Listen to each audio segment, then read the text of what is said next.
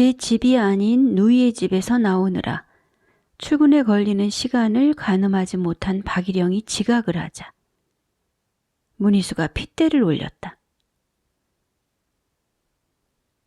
사람을 몰아쳐대는 문희수 때문에 박일영은 쫓기듯 불이 나게 세차기 앞으로 가섰다. 문희수는 상대의 실수를 조금도 이해하려 들지 않았다. 휴일을 집에서 보낸 기현이 차가 막히는 러시아워를 감안하지 못하고 조금 늦었을 때에도 그는 엄청난 사건이 벌어진 것처럼 야단을 떨었다. 바쁠 때에는 퇴근 시간이 지난 후까지도 기현이 탄력 있게 일을 해준다는 사실을 그는 기억하지 못했다. 눈앞의 것에만 급급해하는 그는 사소한 일에도 펄펄 뛰며 문제를 부풀렸다. 그러한 그가 심심하면 숙소로 올라가서 두어 시간씩 낮잠을 자고 나왔다. 내면에서 소용돌이치는 자기 자신에 관한 불만을 애먼 사람에게 끼얹어 대는 문희수를 두고 세차기가 도는 소음 속에서 박일영이 혼잣말을 짓거렸다.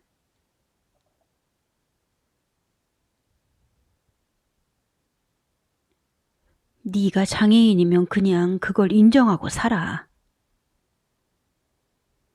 태어나면서부터 없는 손 한쪽을 원망한다고 뭐가 달라지겠나?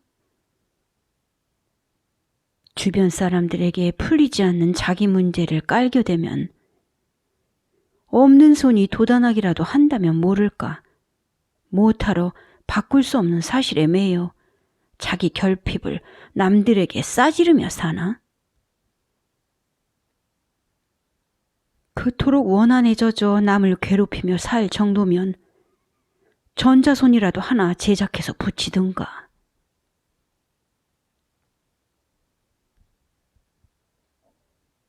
문희수에게 어떤 결핍이 있는 것은 맞았다.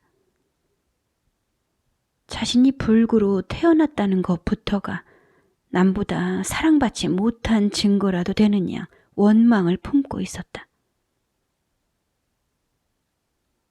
그것은 자신이 고귀하게 태어났어야 하는데 그렇지 못했다는 불만이었다.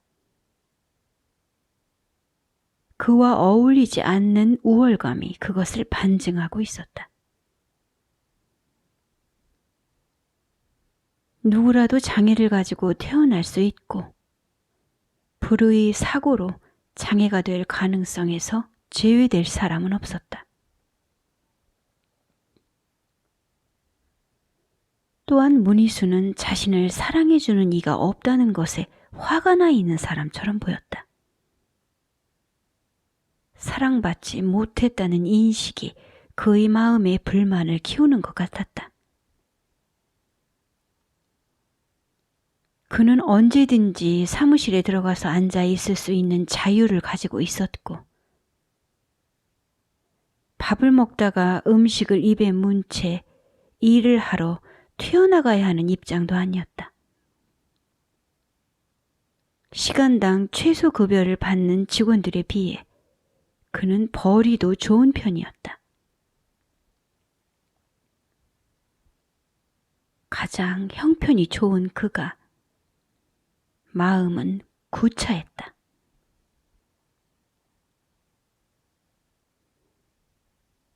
마당 귀퉁이에 경찰차가 주차를 했다.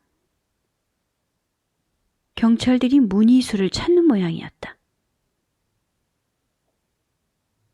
주유를 하러 들어와 있던 자동차들이 경찰차를 힐끔거렸다.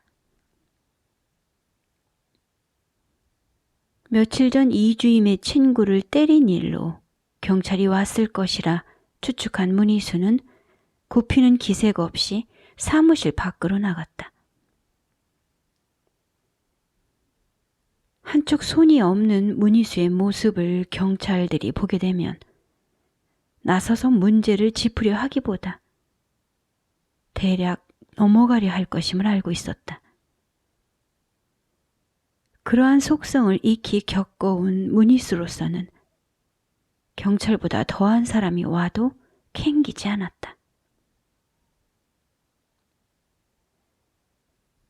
경찰은 문희수에게 불법 주유에 대해 신고를 받아놓으라고 말했다. 일정 속도를 낼 수 있는 정식 바퀴가 달린 차들에게 스탠드 판매 외에 배달을 해주는 것이 위법임을 모르느냐고 경찰이 물었다.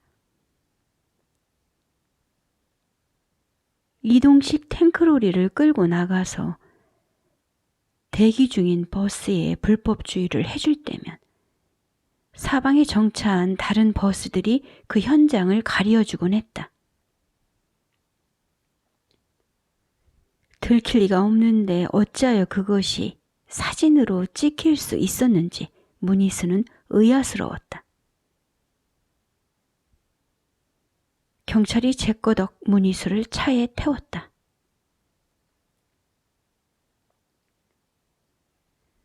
그렇게 연행되어 나갔던 문희수가 술을 만판 퍼마신 채 밤늦게 돌아왔다. 숙소로 올라온 그는 기현의 방문을 세차게 열어젖혔다. 홀로 있던 기현이 고개를 들었다. 사장이 왜 너를 총무로 쓰지 않는 줄 알아? 사장은 너 따위를 다른 대리점에 소장으로 넣을 생각 같은 건 아예 없었어. 내가 왜 너를 머저리에 전응하라고 부르는지는 아니? 중장비에 등유를 넣으라고 하면 그냥 넣는 거야. 경유가 들어갈 차에 등유를 주유하면 엔진이 깨진다 어떻다 지랄들을 떨지만 지금껏 아무 이상 없었어. 너만 육갑을 떨지 않으면 세상은 잘 돌아가는 거지.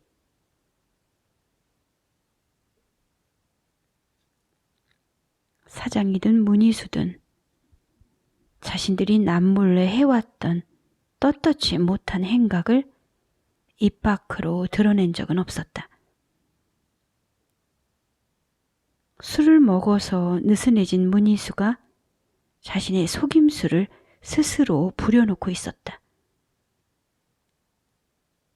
전에도 문희수는 시시때때로 기현에게 술주정을 하곤 했다. 상대에게 시달림을 주면서도 문희수는 자책감 같은 것을 가지지 않았다. 계기를 둥치거나 유류를 속여 파는 것은 기름밥을 먹는 사람이라면 누구라도 할 수 있는 예산일이라고 문희수는 여기고 있었다. 그런 체질에 동조하지 않는 기현이 문희수는 불쾌했다.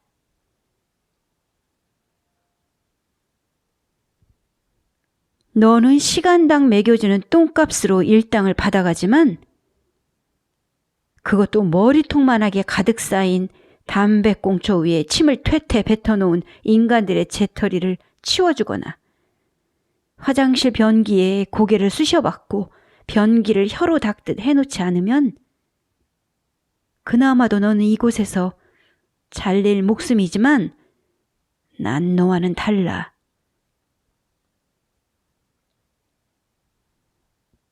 너희들은 다 소모품에 불과해. 이곳에서 소모품이 아닌 사람은 나 하나뿐이야. 내가 왜 너희들과 회식을 하지 않는 줄 아니? 소모품에 불과한 너희들에게 비싼 돈을 들여가며 좋은 것을 먹을 필요가 없기 때문이지. 그러니 언제든 갈아치워도 되는 너 같은 소모품에게 월급 인상을 해준다거나 직급을 줄 이유도 당연히 없는 것이지. 나처럼 사람으로 대우받기에 넌 무능하기 짝이 없어. 나 정도가 되려면 넌 아직 멀었어. 그러니까 사장에게 가서 월급 인상이니 뭐니 물을 것도 없단 말이야.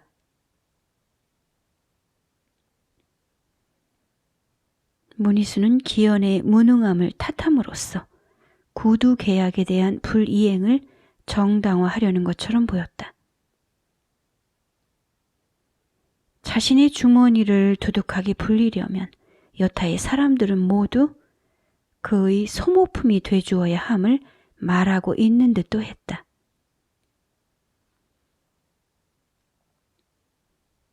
이곳 주유소가 아니라면 문희수를 받아줄 곳은 거의 없을 것이었다. 그전 일터에서도 발톱이 빠지도록 분투하는 그의 사정을 기현이 봐주지 않았다면 그는 일을 시작한 지 얼마 되지도 않아 밀려났을 것이었다.